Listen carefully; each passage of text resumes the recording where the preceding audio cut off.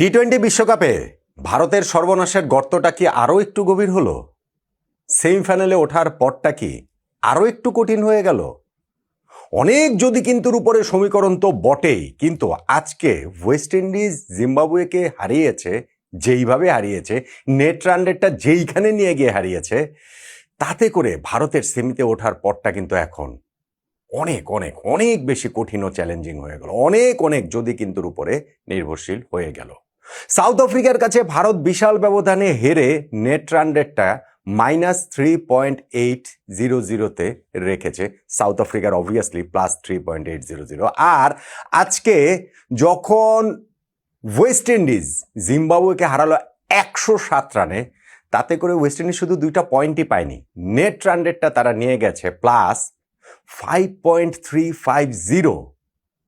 ভাই, net run রেটে 0 ওই পার্সেন্ট, ওইটাই আসলে অনেক বড় হয়ে ওঠে। সেইখানে এখন সাউথ আফ্রিকা আর হচ্ছে গিয়ে ওয়েস্ট ইন্ডিজ তারা +3 +5 এই জায়গায় নিয়ে গেছে, ভারতে রয়েছে -3, প্রায় -4-এর কাছাকাছি। সেইখান থেকে পয়েন্টের হিসাব মেলানো, নেট রান রেট মিলিয়ে সেমিফাইনালে খেলাটা ভারতের জন্য ভীষণ ভীষণ ভীষণ রকমের চ্যালেঞ্জিং। কতটা চ্যালেঞ্জিং সে আলোচনা তো করবোই, তবে এটা এই ভিডিওতে নয়, এটা নিয়ে আলাদা একটা ভিডিও করছি, সেখানে আলোচনাটা করছি ওই ইকুয়েশনটা নিয়ে। এইটা হচ্ছে কি যে ওয়েস্ট ইন্ডিজের এই বিশাল জয়ে টার্নিং পয়েন্ট কোনটা, এবং আমি নিশ্চিত এই টার্নিং পয়েন্টের সঙ্গে আপনারা সবাই একমতই হবেন। একমত না হয়ে কোনো উপায় নেই।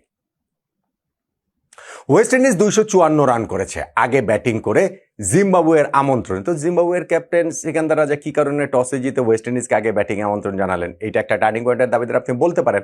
আর 254 রান এই ওয়ার্ল্ড কাপের হাইস্ট স্কোর তো বটেই, সব মিলিয়ে টি-20 ওয়ার্ল্ড কাপের second highest score. West Indies তাদের ইনিংসে 19টা ছক্কা মেরেছে, যেটাও সর্বোচ্চ ছক্কা। 4 মেরেছে মাত্র 16টি। আপনি এখন হয়তো মাত্রই বলতে হবে, ওই 254 রান করার সাথে সাথেই তো ম্যাচে, ভাই জিম্বাবুয়ে গ্রুপ পর্বে তারা 3টা ম্যাচই, মানে নিজেদের ওই একটা ম্যাচ বৃষ্টিতে ভেসে গিয়েছে, বাকি খেলাগুলোতে হচ্ছে কি 3টা ম্যাচে তারা জিতেছে, ঠিক আছে। তারা অস্ট্রেলিয়াকে হারিয়েছে, শ্রীলঙ্কাকে হারিয়েছে, ঠিক আছে, কিন্তু ওয়েস্ট ইন্ডিজের 254 রান টপকে জিম্বাবুয়ে জিতে যাবে, আমার ধারণা এইটা আসলে 1% মানুষও বিশ্বাস করেনি, জিম্বাবুয়ান ছাড়া। তারা তো তাদের মতো করেই তাদের দেশকে সাপোর্ট করবেই, সে বিশ্বাসের জায়গাটা তো থাকবেই, কিন্তু আসলে এই 255 রান করে জেতা সম্ভব নাকি? সম্ভব না। আর সেটা আরও বেশি অসম্ভব যখন দেখা যাচ্ছে যে ইনিংসের শুরুতে 5 বলের মধ্যে তারা 3টা উইকেট হারিয়ে ফেললো। ম্যাথু ফোর্ড শুরু করেছিলেন, তারপরে আকিল হোসেন 1 ওভারে পরপর 2টা উইকেট নিলেন 4 বলের মধ্যে। ফলে ওই 5 বলে 3 উইকেট জিম্বাবুয়ে হারানোর পর তাদের আসলে কতটা কি আর তারা করতে পারবে? হ্যাঁ, 10 ওভার শেষে তাদের স্কোর 4 উইকেটে 87 ছিল, কিন্তু তখনও আরও 168 রান লাগতো বাকি 10 ওভারে। সিকান্দার রাজা হ্যাঁ ক্রিজে ছিলেন ওই সময়, অবশ্য গুটাকেশ মোটির আনপ্লেয়েবল একটা ডেলিভারিতে সিকান্দার রাজা আউট হয়ে গেলেন, এবং মুসেকেও তিনিও হচ্ছে গিয়ে পরেই আউট হয়ে গেলেন। এই মুসেকেও ভদ্রলোক কিন্তু খুবই ইম্পর্টেন্ট টার্নিং পয়েন্টের আলোচনায়, সেটা বলছি। ইনফ্যাক্ট জিম্বাবুয়ের 109 রানে তাদের 103 রানে 9 উইকেট পড়ে গিয়েছিল, ফলে তারা তো অল আউট যে কোনো মুহূর্তে হয়ে যেতেই পারত। লাস্ট উইকেটটা ছিল, সেই লাস্ট উইকেট পার্টনারশিপে 44 রান হয়েছে, যেটা জিম্বাবুয়ের হায়েস্ট পার্টনারশিপ তাদের পুরো ইনিংসে। ব্রাড ইভান সেখানে 21 বলে 43 রানের একটা এন্টারটেইনিং ইনিংস খেলেছে, যেই কারণেই জিম্বাবুয়ের স্কোরটা 147 পর্যন্ত যেতে পেরেছে, যেই কারণেই পরাজয়ের ব্যবধানটা 107-এর চেয়ে বেশি হয়নি, যেই কারণে ওয়েস্ট ইন্ডিজের নেট রান রেট +5.350 থেকেছে। তা না হলে সেটা হয়তো আরও বেশি বেড়ে যেত, কিন্তু এখনই যেটা আছে সেটাই হিউজ হিউজ নিঃসন্দেহে। আর ওয়েস্ট ইন্ডিজ এত রান তুলে ফেললো, 250-এর উপরে রান তুলে ফেললো, কিভাবে তারা তুললো? তাদের এইখানটাতে শুরুতে পাওয়ার প্লের মধ্যে 2টো উইকেট চলে গিয়েছিল, ব্রেন্ডন কিং এবং শেই হোপের, এবং আরও একটা উইকেট যেতেই পারতো সিমরন হেটমায়ারের ক্যাচটা মুসেকেই ফেলে দিয়েছেন ডিপ স্কয়ার লেগে, যেই ক্যাচটা অবশ্যই ধরা উচিত ছিল, এবং সেইটার মূল্য কিভাবে চুকাতে হয়েছে জিম্বাবুয়েকে। যেই সিমরন হেটমায়ারকে 9 রানে তার ক্যাচটা পড়েছে, তিনি 34 বলে 85 রানের একটা ইনিংস খেলেছেন, 7টা ছক্কা মেরেছেন, 7টা 4 মেরেছেন, 250 স্ট্রাইক রেটে ব্যাটিং করেছেন এই সিমরন হেটমায়ার, এবং থার্ড উইকেট পার্টনারশিপে রবম্যান পাওয়েলের সঙ্গে 52 বলে 122 রানের একটা জুটি করেছেন, এবং সেই পার্টনারশিপেই তো আসলে ম্যাচ থেকে একেবারে ছিটকে ফেলে তারা জিম্বাবুয়েকে।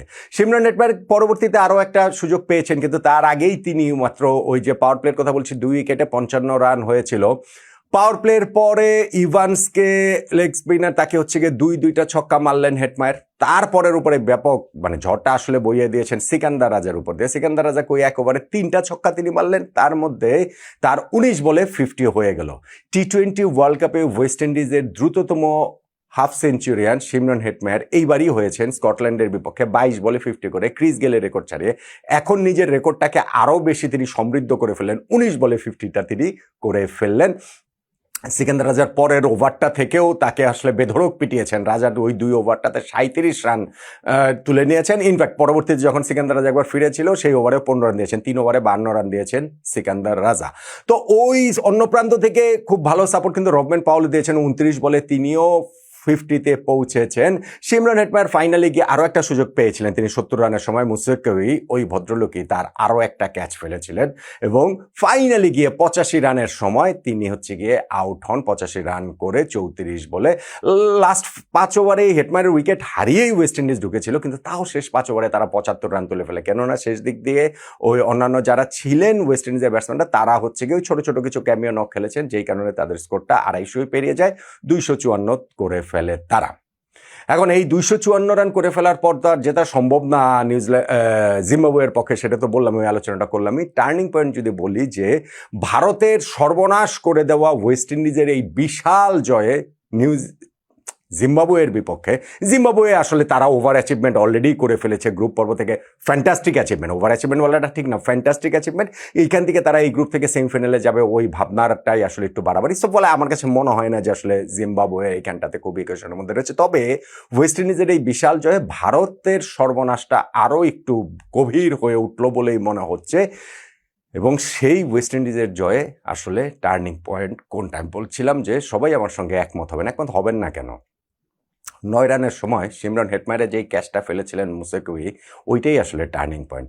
কেননা ওই লাইফ পাওয়ার পরেই হেটমায়ার ওই ইনিংসটা খেলেছেন 34 বলে 85 রানের 250 স্ট্রাইক রেটে, 7টা ছক্কা 7টা চারের ওই ইনিংস, ওইটাই তো আসলে ডিফারেন্সটা মেক করে দিয়েছে। ফলে ভারতের সর্বনাশটাকে আরও একটু গভীর করে দেওয়া ওয়েস্ট ইন্ডিজের 107 রানের এই বিশাল জয়ে টার্নিং পয়েন্ট সিমরন হেটমায়ারের 9 রানের সময় ক্যাচটা মুশফিকুইর ফেলে দেওয়া। নিশ্চয়ই আপনি একমত, নয় কি?